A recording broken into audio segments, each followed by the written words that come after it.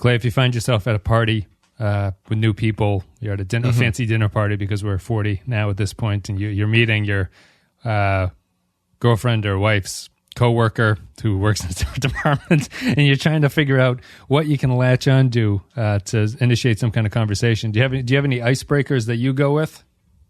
I generally ask if the other person has any icebreakers they go with. Oh, spin it around. No, I don't.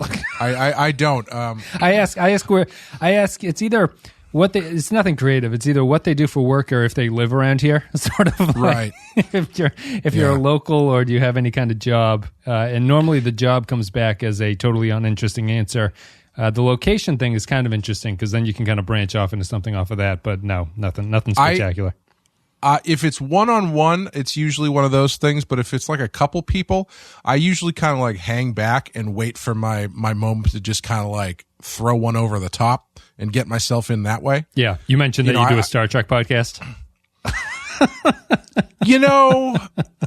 It doesn't come up. You know who brings that up all the time is Murphy. Murphy always throws that at me when we're like talking to people. And I'm like, you know what? I think he does it to try and rib me a little bit, but almost every time he does it, the person comes back with, "Oh man, I love stuff. That's so cool." I'm like, yeah, great. And then you start talking technical about bit rates and stuff like that, and the whole night is shot. Yeah. Yeah, I'm the worst at leaving a conversation. I'm terrible at it. I'm really bad. Yeah. Like if I'm at a party and I'm talking to someone, I do not know A, when to bail, and B, how to do it without it seeming like I'm bailing. I don't like saying goodbye. I'm a big fan of the Irish goodbye, which is just to leave a party without saying goodbye to people. I find goodbyes incredibly awkward at parties, and I'm never offended if someone just leaves without saying goodbye to me. It's like good for you. Like grab the bull by the horn and get out of here. Yeah, my girlfriend and I end up doing. We have an equally bad habit of doing like, okay, let's go.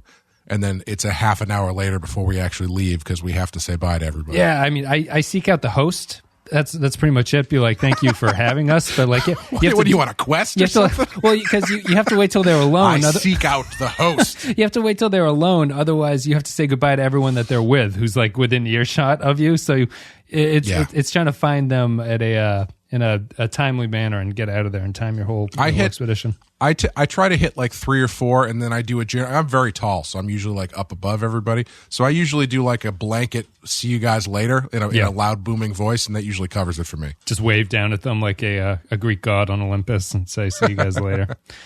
I don't think I had anything else. Oh, just my final thing there is just I do try to occasionally, if I'm in a semi, this sounds ridiculous, but like a semi playful or confident mood, I will do the Larry David trick that he does in Curb occasionally, which he always makes fun of. Is like he tries to skip small talk with people, and he asks them like a sort of like unusual question or something, because he's like, enough with small talk. Like he's like, what do you?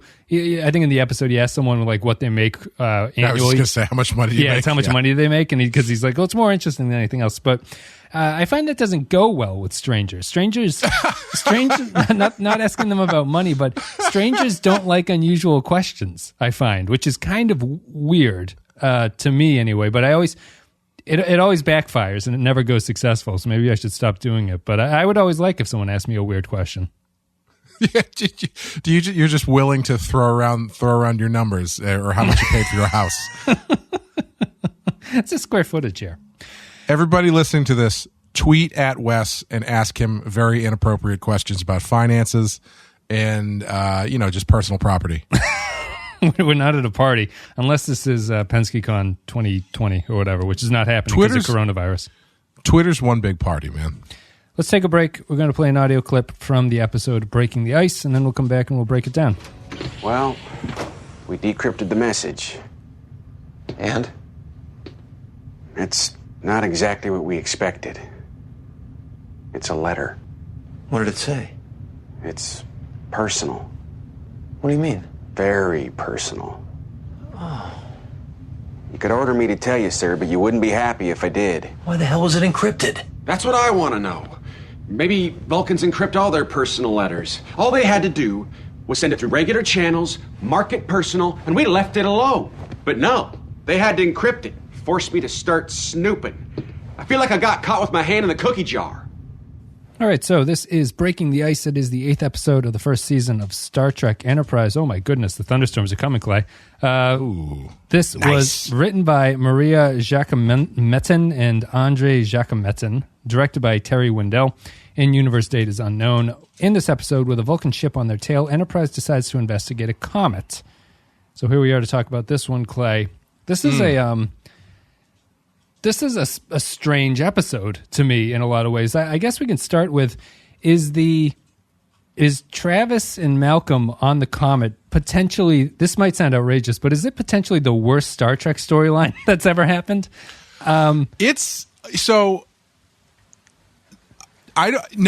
not the worst. What it is, and what this show continues to be, is it's very workmanlike. Everything about this episode is just workmanlike action, and I actually really like this episode. I like this episode too. I find that them walking on the comet to me is like the strange weakest point of this whole thing, where it's like it only exists to set up the ending, but it's so bizarrely pointless the entire way through. Right.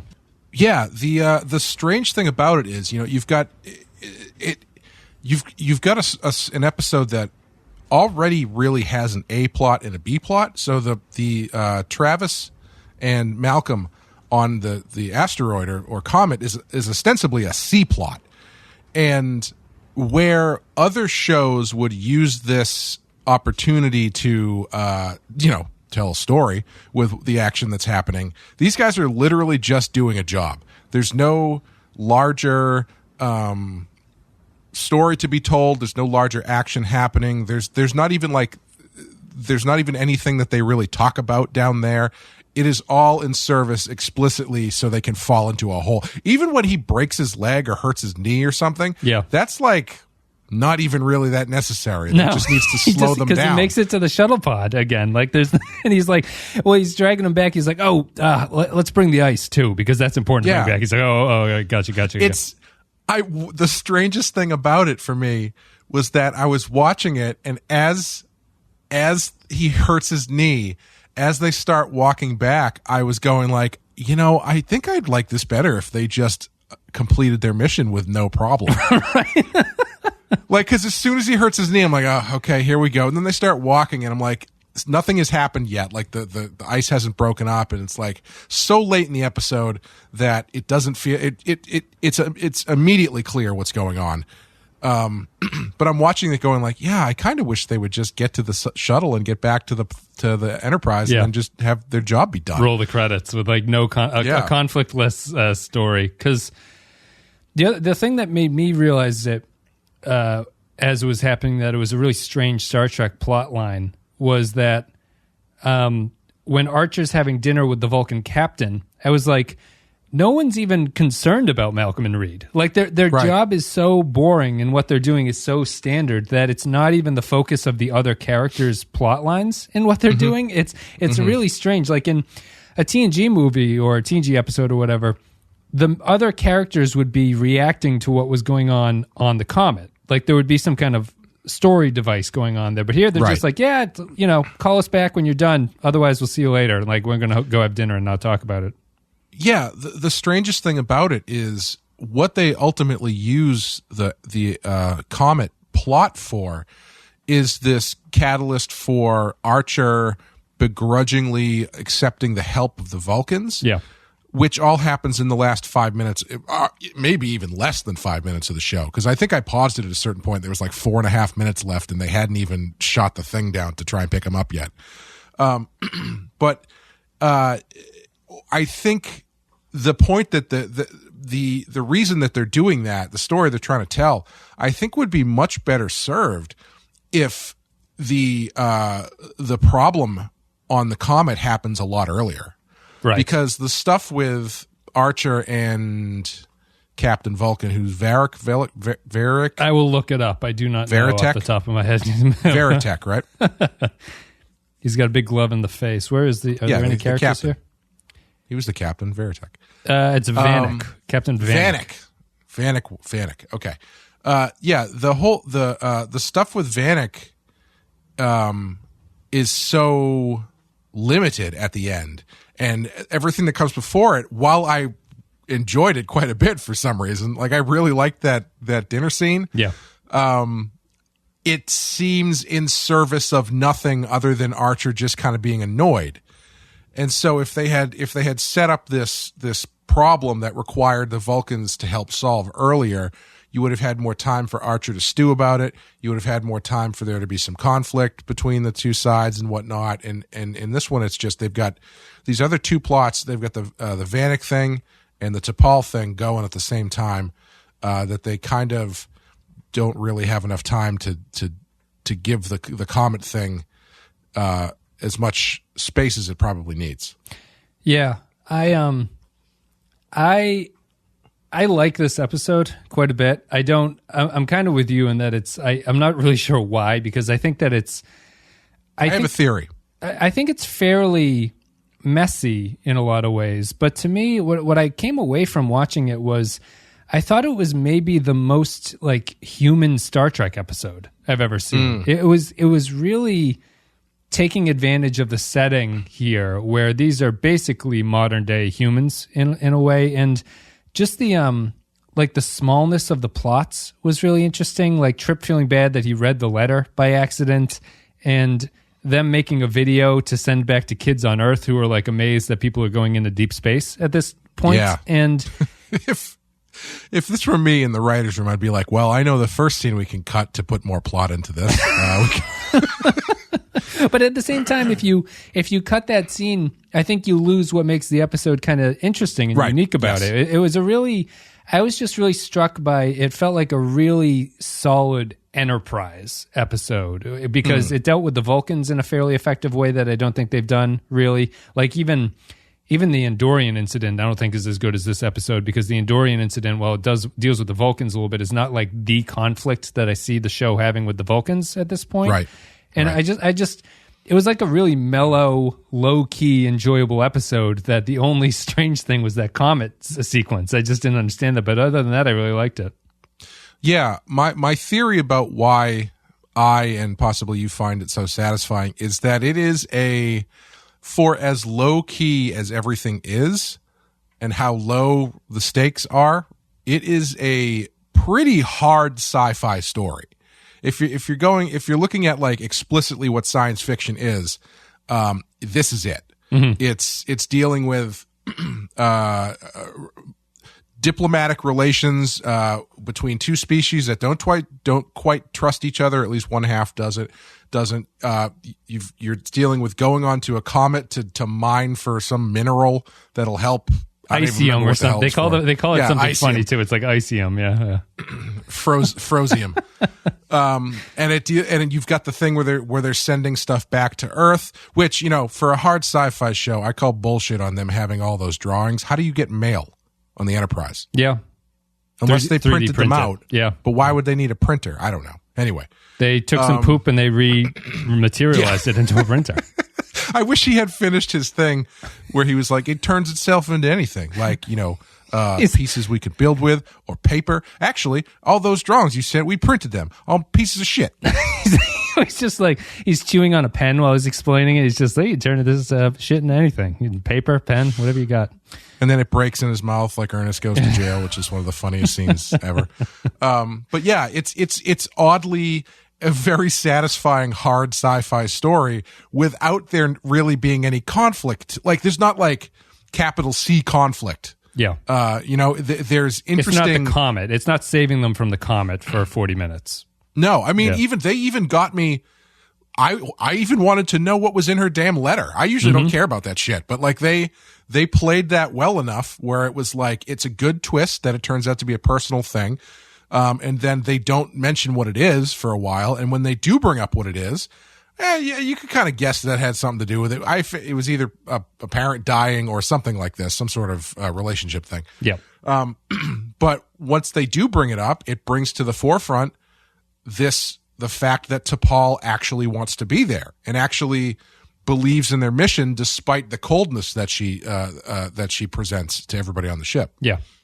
And I like them focusing on, I think it's a good schism between humans and Vulcans where, I don't even know if it really makes sense for the Vulcans, but I think it makes sense in the context of the series that she has that argument about she's doing what she does for culture and tradition, and that the humans don't really respect that. And Trip's argument is obviously that they're doing it for yourself. It's the kind of like the individualistic thing, and the Vulcans are taking over more of the like traditional conservative opinion, I guess, that the culture is preeminent in that kind of stuff.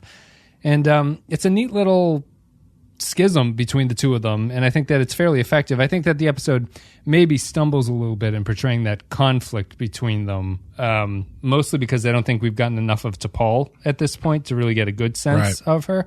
But I even like the fact that it ends with her eating a piece of pie as kind of like a words said. It's like, oh, she's kind of moving away from this. It's a very like it's almost a play on sort of very regressive Earth culture type thing. The Vulcans aren't really that because they're kind of this like high superiority complex thing, but they have a very like with arranged marriages, you don't think of that in a Western sense. You think of that as like kind of a repressive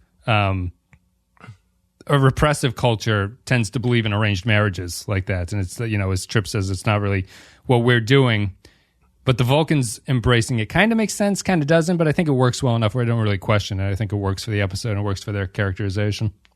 Yeah, I think it works for them because, I mean, it's, I think you can kind of see the line of thinking that brought them to the writers to that point where it's like, well, they don't really, they're trained to repress emotions. Right. They wouldn't have an emotional connection. Yeah. Yeah, love probably isn't a big thing on Vulcan. So how do they propagate? How do they continue to reproduce? Well, there's arranged marriages, and I do like that they still work in that you got to spend a year together before you guys can just fuck off.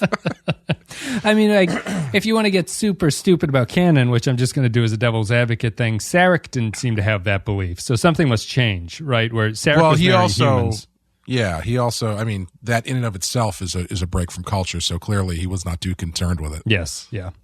Yeah, and I just like I agree that I really like the letter aspect. I think they play that really well in a way that's like it builds very satisfyingly, but it never feels cheap that no one is just saying what's in the letter. Like there's a good reason for no one to be discussing it.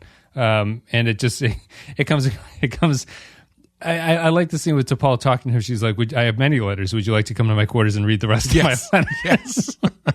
I thought it was great when he came in to talk to her and he's like, why did you choose me? And she just like, you were not my first choice. But it's very logical. She can't tell anybody else about it. So right. It's really good. But, excuse me. It is kind of a weird thing to hide. It's like, why is it that big of a deal? It's for Vulcans. It's also strange to hide things like that because she would feel no shame about it, or she should not feel any kind of shame about it. And which is, I don't know if I don't know. It's the same with like Vulcans. Well, I guess it kind of fits in with the Vulcans not really wanting to share personal information. Like that's kind of a human trait. I don't know. Trip even kind of calls her on it and says what I assume everybody watching the episode would say, which is like, why didn't you just stamp personal on it? We wouldn't even have bothered to look at it. Right. And I don't remember what her answer is. But she says it takes too long. Takes too long. Yeah. Yeah. Sure. Which is I think that's a writer's out right there. That's not a particularly good reason. Yeah.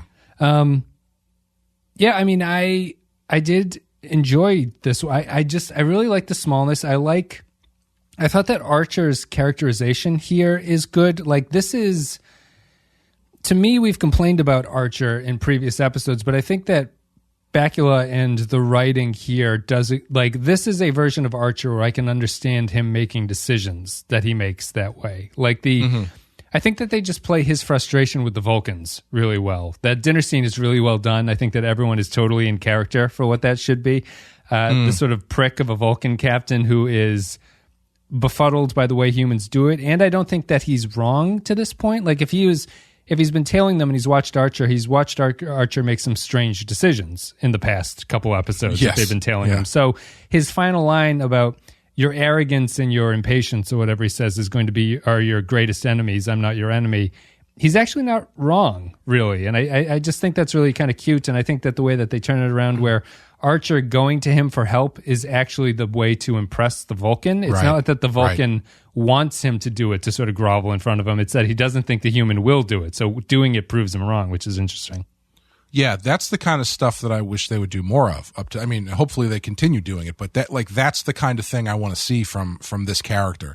Is he's got this brash exterior that's, you know, it's his way or the highway, but then he ultimately has to make a decision that goes against what he thinks is the right thing to do, and then that new thing ends up being the right thing to do, and he has now learned a lesson from that.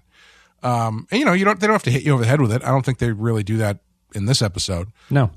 But that's the kind of thing I want to see, where it's like, you know, you have to, the new starship, the first Starfleet captain has to learn what it means to be a Starfleet captain. And part of that is trusting, you know, your allies and stuff. Yeah. Yeah. And not giving them the keys, giving you their biggest enemies the keys to the brewery. We've talked about it for previous episodes. I just think that this one does the best job of realizing what Archer's done. And it gets around it in kind of a cute way, where I was talking about last episode how you can't really show Archer being wrong particularly, but or at least Star Trek doesn't want him, in my opinion, to seem that he's wrong. Here they do a good thing of he learns his lesson, but it's also the solution that makes him seem intelligent at the same time. So it's kind of the best of both worlds in that sense of how you get a Star Trek type characterization while also staying true to the premise of the series. And it's good. It's cute. And I think that they did a really good job of, even after it's all over, the Vulcan is still a dick to them. Like, yes, you know, yes. Like they aren't all of a sudden friends and be like, well, Captain Vanik, I hope to see you again. And he says, me too. Let me tell you some personal information before I leave, because I've learned from the humans. He's really just like, well, you know, stay out of trouble. I'll see you guys later. Yeah. Thanks for our dinner. Do you guys have a holodeck technology by any chance? Yeah, we got this tractor beam. Can we trade you? Yeah. I really like that dinner scene. First of all, I think Archer is totally within his right to be pissed off, because who shows up to a dinner and having already eaten other than someone who is trying to be a dickhead? It also doesn't seem very logical. It's not the rational decision to waste the food or something. Yeah. Didn't save room for dessert. No pie. No. But yeah, I like that scene because, again, they do these small scenes really well. I think they do the character stuff better than they do the action so far. Yeah. You get a lot of stuff out of that scene that isn't big Star Trek stuff. Like, even where he's like, he's doing his best to be conscientious and be a nice host. And Vanik is just shutting him down at every turn, where he's like, well, you know, I'm sure, you know, I'd love to give you a tour. I'm sure you'd love to check the ship out. And he's like, no, this is a pretty shitty ship. Yeah. He pulls his inner Cobain when he's like, you're very easily amused right here. I wish I was easily amused just like you or whatever, which is an epic burn to him. He refuses the iced tea. Obviously doesn't want to be there.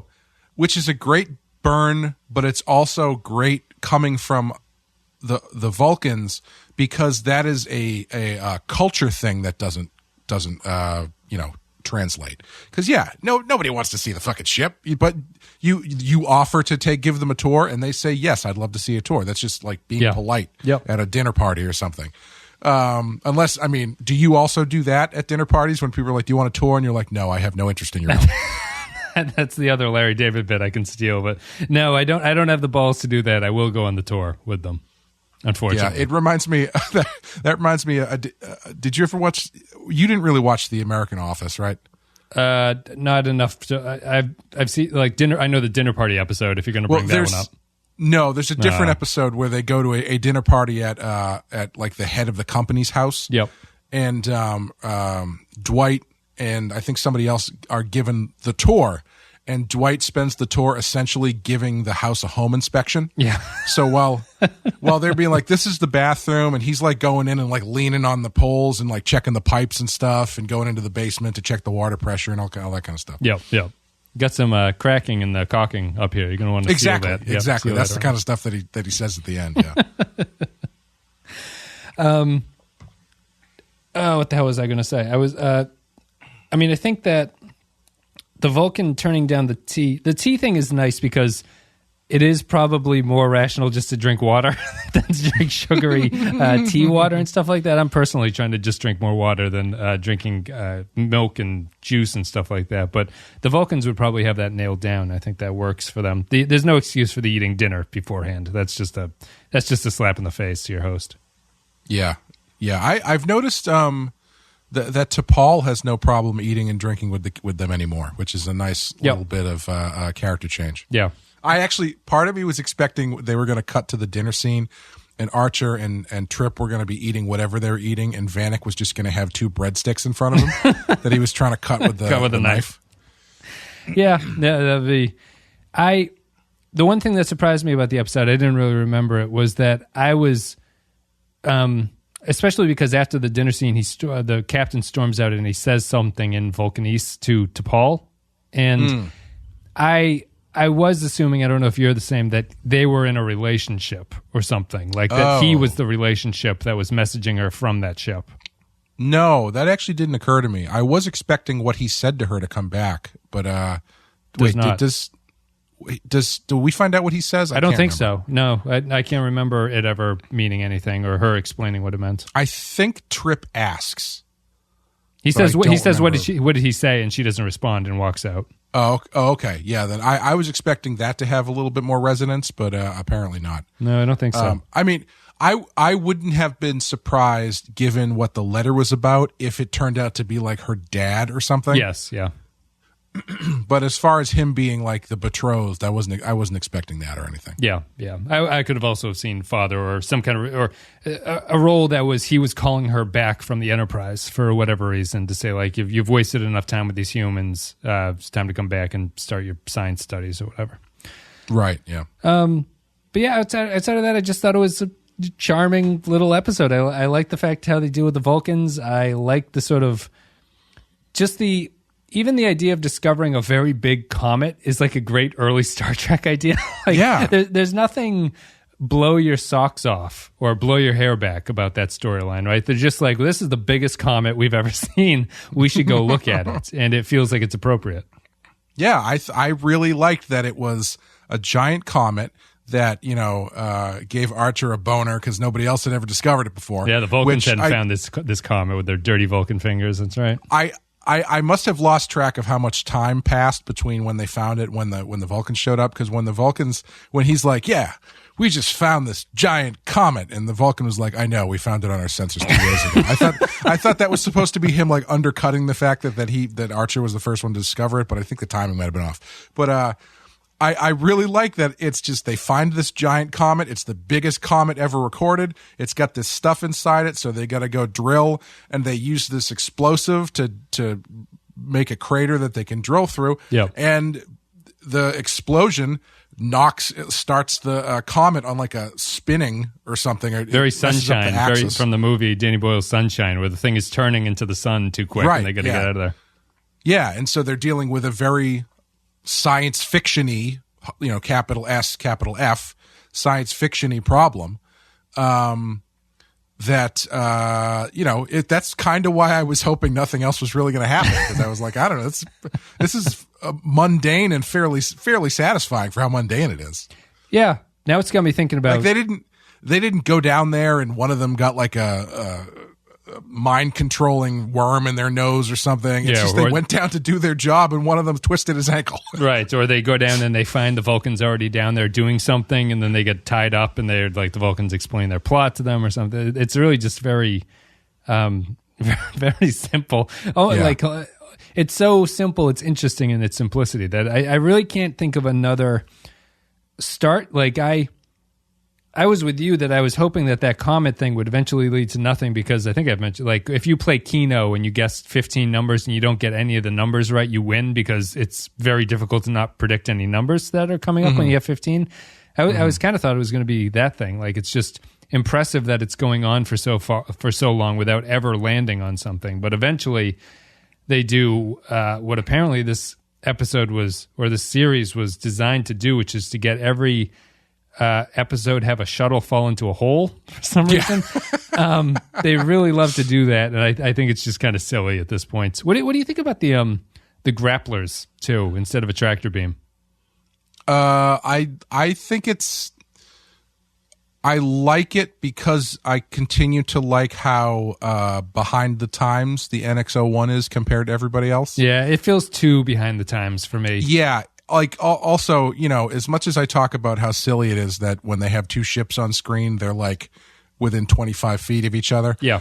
The distance you would have to get to that comet in order to fire those things accurately is like unbelievably close. I'm just thinking, why don't they have a small shuttlecraft that flies it out and sticks it to something? You know, like why do you have to shoot it like it's a gun? Oh, sure. I see what you're saying. Yeah. Oh, that makes sense. Yeah, that's a good point. Yeah, it's. I mean, your point is too. Like if you're just like, there's really nothing more high tech than they're shooting a harpoon in space onto something. It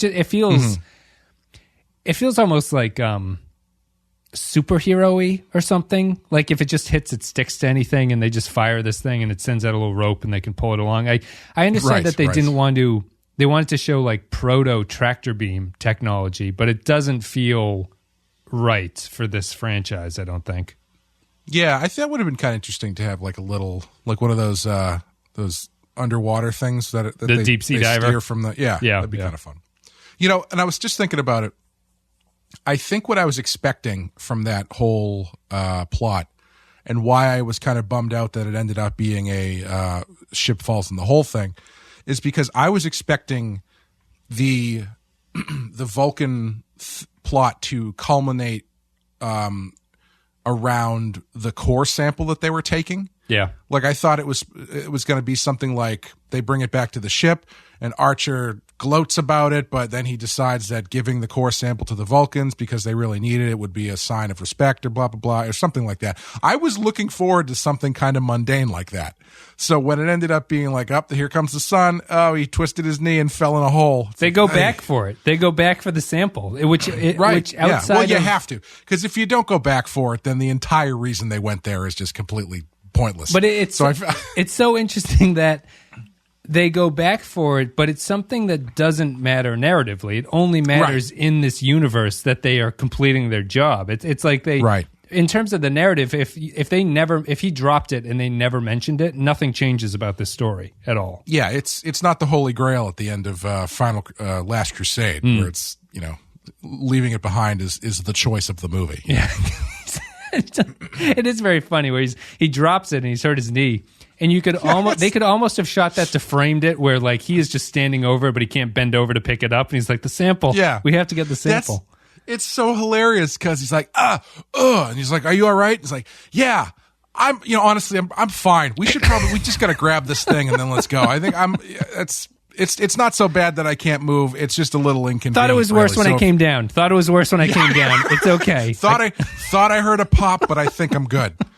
Might have been the ice breaking underneath my foot here. Yeah, it is very, very, very funny. Do you have anything else you want to say about this one? I was just watching Michael Jordan documentaries, so I've been really sensitive about my ligaments. That is his flew away mission right there, I think. Yeah. No, I think we covered pretty much everything. We'll have final thoughts, and the patrons will probably spur up some stuff that maybe we've forgotten about, a plot line or two, but I don't think so. So we'll take a break, play a quote from the episode, and then we'll come back, read our patron thoughts, give our final thoughts about breaking the ice. Let's try it again. Captain, they're moving out of the sunlight. The surface ice is recrystallizing. In less than an hour, that chasm will be sealed up again. Then we'd better hurry. There is another option. Captain Vanik. I'd rather leave him out of this. His ship has a tractor beam. It won't be affected by the eisilium. Reset the grappler.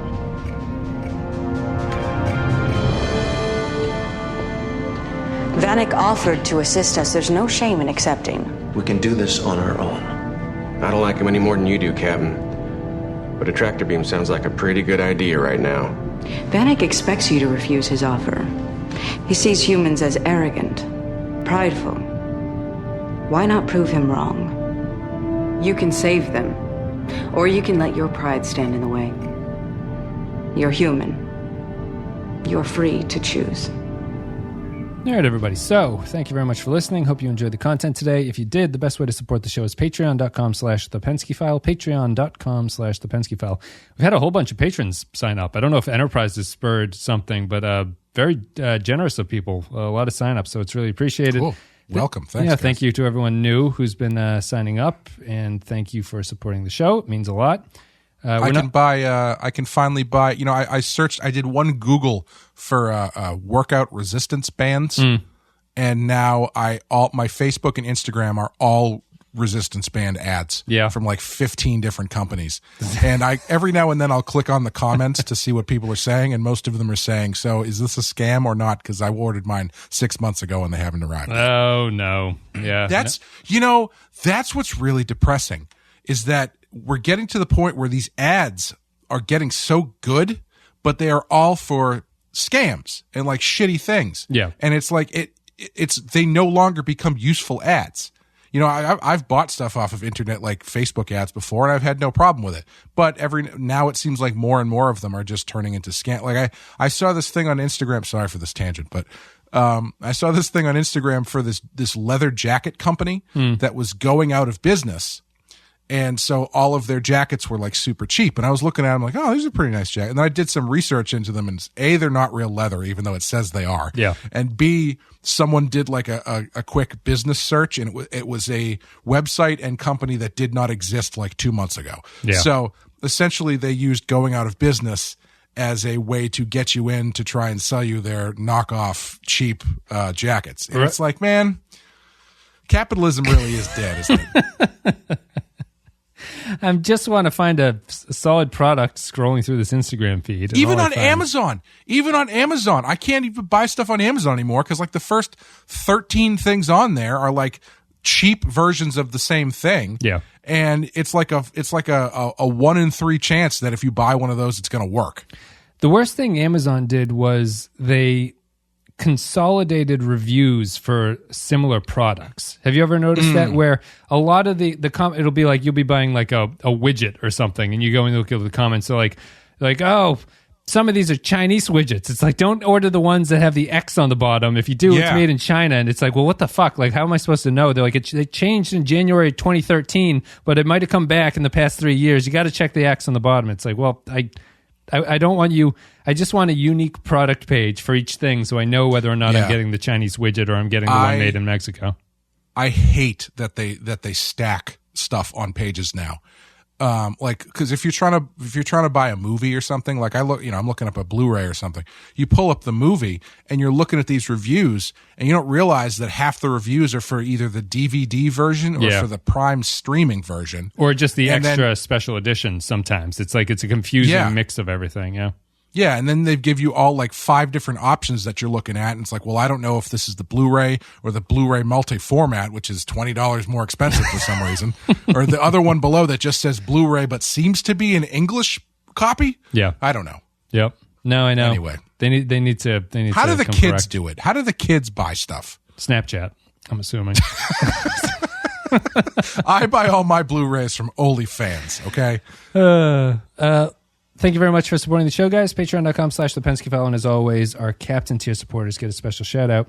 Special thanks go to Alec DeWolf, Andrew Churlog, Ben Douglas, Captain Brazen, Cardinal Doomsday, Chris Tinsley, Christian Michaels, Christian Pauth, Darth Mosk, David Beermore, David K, Dwayne Hackett, Eric Johnson, HH28, Jacob123, J Keys Gamer, Joint Mango, Jordan Cooper, Kevin Rice, Cal Barrett, Matt Courier 6, Matt Cutler, Matt Houston, Matt Ross, Mike Burnett, Mike Harris, Nathan Elliott, Neil Brennan, Nick Sergi, Robert Cummins, Russell Owens, Sammy Custer, Grim Santos, Sean, Stefan Minton, Tark Latif, Tom Howells, and Vault 13 Hero. Thank you very much. Whole bunch of new names in there that causes me to lose my my flow. I was spitting fire before this all happened. But thank you very much for joining. Thank you for supporting. Let's go to Patreon comments. Support the show. You get to leave thoughts about upcoming episodes and we read them.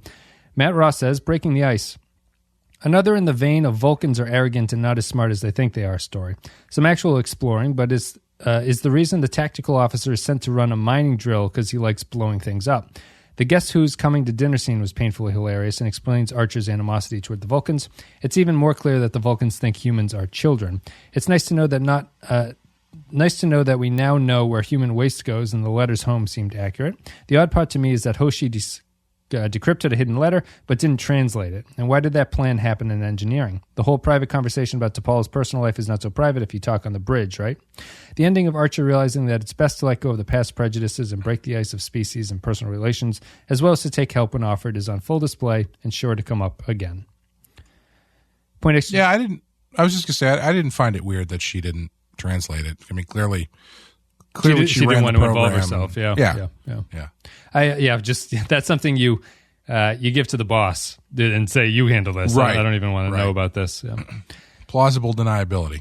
I really one other thing I noticed in this episode more than anything is they made the productions design. Their computer monitors are basically just modern computer monitors hung on the wall. Oh, I didn't notice. Yeah, they can like sort of move them out. They're on like boom arms and stuff. It's interesting that they went so primitive with it. Poindexter G.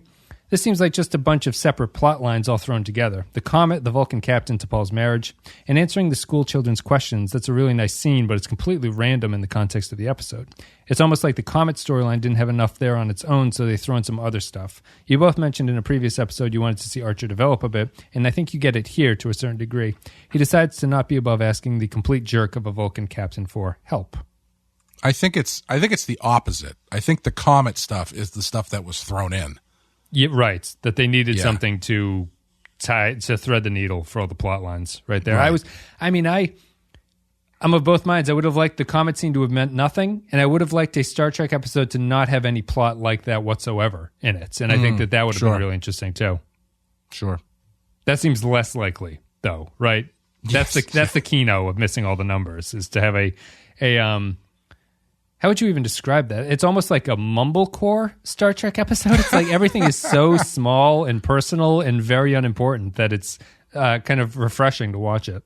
It's like a British drama Star Trek episode. Right. Crikey. That's it. Nick Sergey says, breaking the ice. Having the crew be amazed by examining something as routine as a comet is a really great prequel idea. But for me, this is like TNG's Life on the Enterprise episodes. Those kinds of episodes are the ones I enjoy rewatching the most. The climax here, where Enterprise Grappler can't get the shuttle out, was nifty looking in terms of special effects, and Archer's lesson in humility is effectively done. Much development for T'Pol here that will come back in the 4th season. I will agree. I think that the special effects in this episode look good. Yeah, the comet. The ship, there's a shot of the ship flying over the comet as you're sort of looking up at it. It looks really good.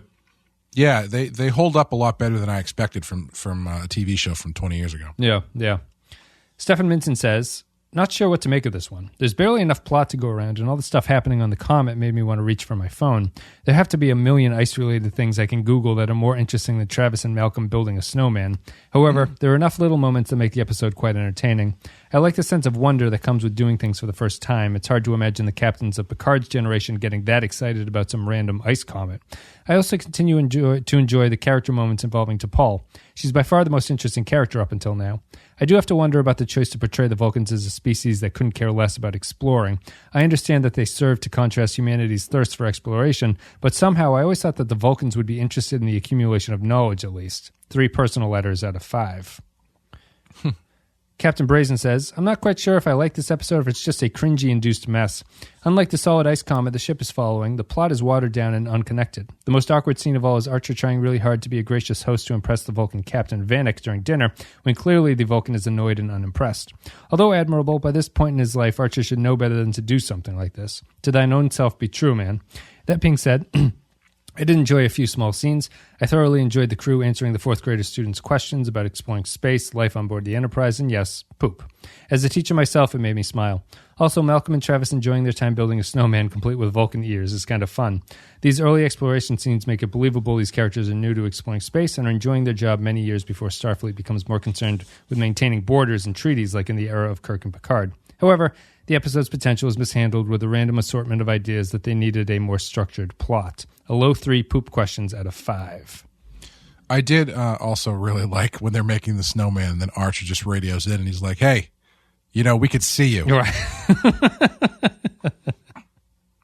Are you warming to Archer at all, or do you continue to not like him as a character? This has been my favorite Archer episode so far. Yeah. I think he still can only make one face. Yep.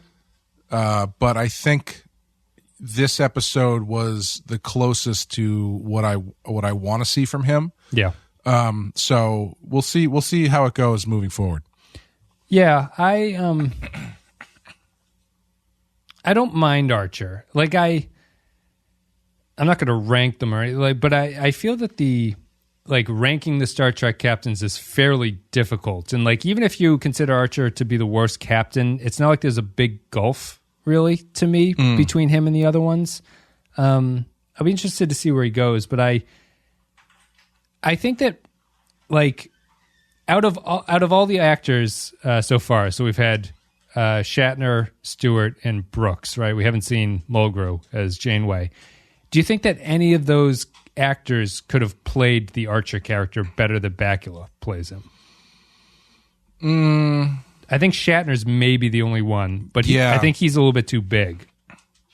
Yeah, I think Shatner is probably the best. Oh, well, I was going to say maybe Avery Brooks could do it, but I don't know. I think Avery Brooks is too... I think early Sisko is the closest you can get to Avery Brooks doing Archer, but even there he can't help himself from going big. Like the bigness just sneaks out like helium from a balloon. Yeah, but I think that if he were to play Archer, if Brooks were to play Archer like Sisko, I think the bigness is wrong for the character and his reserved manner is wrong for Archer. Like Sure, yes, yeah. So I don't think that either of those Sisko extremes really works for him. Picard is too nobleman for it, really. Like he's not an everyday American kind of character. Right. I think Frakes could do it. Frakes could do it. Frakes would be a good one. Yeah. Maybe that's why he would be great. I wish they had just done that and been like, yeah, Jonathan Archer is actually a descendant of William Riker. It makes the finale make a lot more sense if that's the case. Or you do that thing, you really lay into that whole concept and be like, the whole show was William Riker playing Captain Archer in a holodeck thing. Yeah. No, definitely. So I think that Bakula is right for this role. If this is what Archer is going to be, I think he's a good actor to play that kind of role, I think. Sure. He's not the most powerful actor or the most gravitas of the captains, but I think he fits Archer decently at this point. You know who I think would have played him really well? Ted Danson. Yeah, Danson would be a good character to do it as well, or a good actor, I mean. Yeah, they should have put Ted Danson on a starship. He would have been good. Danson would have been good. I'll probably come up with some others. Yeah, but there's a certain kind of actor who could fit that role quite well. I don't know why. Go ahead. I was just going to say, I can't believe they never brought back Kelsey Grammer. I was just thinking Kelsey Grammer, and I think it might just be because Bakula was in Men of a Certain Age. I was thinking Ray Romano. Oh, right, yes. Hey, are the Endurance? These grapplers. Let's see here. Kyle Barrett is breaking the ice. First of all, I don't like Star Trek episode titles that are puns. Unless those puns are in Latin or a Shakespearean quote, it just doesn't fit. But as for the actual episode, I enjoy it, and not just because of the hilarious cutaway to Phlox smiling goofily when Archer is talking about dating on the ship. Poop jokes and yet another shuttle pod falling into a cavern aside, the episode does a good job of building on the crew's relationships with the Vulcans, including T'Pol. It's neat to see Archer learn something and put the lives of his men above his pride, even if T'Pol has to persuade him that asking the Vulcans for help is actually the more prideful action. All the while, she learns to chart her own path and takes on a human habit. I was enjoying the episode just fine, but the ending really solidified it as above average, a silly final shot of pie not included. But a nice quiet episode that fits with the vibe of early Enterprise. Neil Brennan says, breaking the ice. Neil Brennan from Coolmine Community School in County Dublin, Ireland writes, why was that letter scene? You know, I was thinking the same thing. Because was there another Brennan? Is that what it was? Oh, is that what he's referencing? I think so, yeah. Because when it came up, his name was the first one that popped into my head. Why was that letter scene so long? Why is it's Trip so long? Why is Trip so boring? And why is Malcolm? The letter scene is I will defend that letter scene. I think if like I'm able to understand criticism of it being long. It's just so unique of a scene for a Star Trek show. Like no other series would really have that scene make sense, and I think that it's kind of interesting. Disagree, and the reason I disagree is because of the way that they do it. I don't know if maybe this is just a modern TV thing, but I feel like another show would use that sequence as a framing device for the action of the episode. Sure. So it would be like he's reading these questions, and during that sequence, they're cutting back and forth to some mission that they went on. Or something. His answer is thematically relevant to the question that's being answered. Right. Yeah. Yes, that's a better script for that, I think. And I think you could build an episode around that. I still find it kind of charming. It is too long. I don't not like it. Yeah. It's just so odd. It is odd. And it does stick out like a sore thumb from the rest of the episode that it kind of just happens right in the middle, and it's just a hard cut to it, really. Especially I wish they had cut to Vanik and go being like, what the hell is he doing? Is this some kind of weird code? Because it's an intentional misdirect, right? When it starts up, you think that he's going to be talking about to Paul's letter, right? Was that the sense that you got? No, I didn't really get that. Okay, no. I thought it was leading towards that. Why is Trip so boring, and why is Malcolm? I like Trip, I think. I think all the characters are kind of boring at this point. He's not. I'm surprised that Neil is focusing on him, because I feel like Malcolm and Travis are far more boring, and even Hoshi is more boring than Trip at this point to me. I did like Hoshi's, where she's going through her thing and she's like, actually, we have a program that does my entire job. But sometimes when that program doesn't work, I have to do my job. And when I do, I have like a 45 to 50% success rate. So I think it's going pretty well. She should raise up her hands at that point and just have stumps instead of her hands to cut off or something. Sometimes when you say hands, you can say, take my life. Yeah. I think that this series so far has been the least successful, and it's actually a very modern disco trait where a lot of their jobs are not really important to what they do as characters, I think. Right, like it's kind of a halfway ground. They still do things like Malcolm's security chief and Hoshi does the translating, but in a lot of the episodes, it's really just their job is just kind of a character fact about them, and it doesn't really impact how they play into plots a lot of the time. Yeah. At least they do their jobs at some points. They do. They're standing there pushing buttons. I do enjoy Trip being the guy who like wants to be part of the cool stuff, but every time he's included, it ends up being bad for him. Yep. Unlucky by nature. Thank you, patrons, for writing in about breaking the ice. Clay, on our scale of 1 to 5, what are you going to give this episode? You know, people might hate me the way that I'm rating this show so far, but I think I'm going to give this a 4. Well, all right. I think that my rating, I'm going to give it a 3, but my rating does not reflect how much I like it. It's just that just my criteria is like, would I show this to somebody? And I don't think so. I think you have to watch all of the previous 6 episodes, and when you get to this one, it's better because of the previous 6. I would argue you have to watch the previous 6 as well as all of Deep Space Nine, TNG, and TOS in order to get to this episode and go like, yeah, that was good. Yeah. So yes, I would not.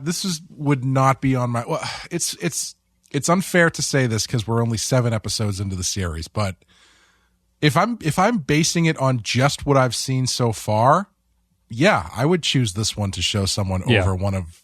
I would probably choose the pilot and this, and I think I have another 4 on there somewhere. This would be a good second episode, actually. I think, because it builds off the Vulcan thing very effectively. Yeah. No, if I were to rank the episode so far, this would be my number 1, and then Unexpected would be my 2. There must be screaming at us at how we both were like so middling on the fan favorite Andorian episode, but the one where nothing happens and they just talk about like their love lives for 40 minutes. We're like, oh my god, I've never seen an episode of Star Trek this good. Pushing boundaries here. Yeah, so we go from the Andorian one to where we're kind of like, which involves like Jeffrey Combs is in it. Jeffrey Combs invading alien races, secret underground breweries and/or surveillance. Vulcans are liars. Things. Vulcan betrayal, and this one we're actively going, man, I wish less happened. I was disappointed when the comet fell apart. What a disaster! They were just sitting there making snowmen, and I was having the time of my life. No, I know. It's weird. I give it the same rating as Andorian, but I definitely prefer this episode to it. It's just, I think the difference there is Star Trek has a sense of family, or as listener Tarek calls it, friends in space friends, basically. That comes across in this episode more than the other ones, I think. And I think that's what I like about it. Yeah. All right, that's it. Thank you, patrons, for listening. Thank you, or ever listeners, for listening. Thank you, patrons, for supporting the show. Patreon.com/ThePensky-File. I give it a 3. Clay gives it a 4. That's about it. We're going to be back with more Star Trek after this one. You can check out the show at thepenskypodcast.com. You can go to the YouTube channel. You can go to thepenskyfile.com/links if you want links to all the social media and stuff like that. Blah, blah, blah, blah, blah. I did a commentary track for A Matter of Perspective, which is on the Patreon now, if people are interested in that. So it's me. There's a video up there of the episode with me talking over it, like a real commentary track, and you can download it and listen to it. People seem to enjoy it. I enjoyed doing it. It's for the Season 3 episode, A Matter of Perspective, which is one of the worst episodes of a great season. That's why I chose it, but it was fun. And I think that's it. Clay, do you have anything you want to say? We just had a new episode of Rotten Horror Picture Show come out where we talked about the Canadian cult classic werewolf movie Ginger Snaps, if you want to check that out. Yep. And we'll have new Batman Badass podcast for you soon. And also, I was going to plug Sean's crowdfunding thing on Indiegogo, but apparently he doesn't need it, apparently. I know. I logged on and it was already done, I guess, at that point. Yeah, Although I was surprised he started at 50, so I assume that's intentional, but it quickly went past 50.